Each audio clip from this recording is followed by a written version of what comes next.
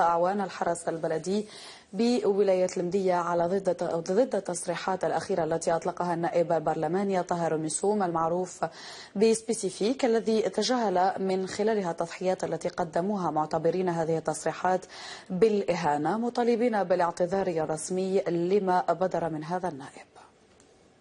راني هنا. السلام عليكم. الرئيس اليوم والله العظيم كي كنت جاي اليوم تفكرت في قبل ما ندير المداخله تاعي تاع التقاعد هذا النسبي. اليوم جاي تفكرت واحد الشيخ مسكين حكى لي واحد القصه في التسعينات هذو، كي تروح مقصر البخاري الجزائر العاصمه تركب في الحافله يجي واحد الكابيتان، كانت مؤسسه عسكريه، يقول لك النساء يقعدوا والرجال يهبطوا. يهبط هذاك الشيخ دوزيام فوا تروا برواقيه المديه كي الحق تقلق قال له الخطره والله يقول لي يهبط ولا ما تهبط.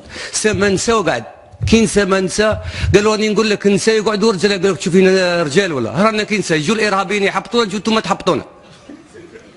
هكذاك العامل اليوم، العامل هذا مسكين في 97 لا فامي فرضت عليكم، ضربوا لكم الصفاره من هيه، بديتوا تخرجوا في الاعوان هذوك تاع الحرس البلدي، داو كوتيزاسيون تاع الناس واخد اخرين. ما كاش حارس بلدي يخدم 20 سنه ما كانش، واحد خدم عامين، دا كوتيزاسيون تاع الناس واخد اخرين خدمها كاع. هذه كيفاش تكون كما يقول الانسان.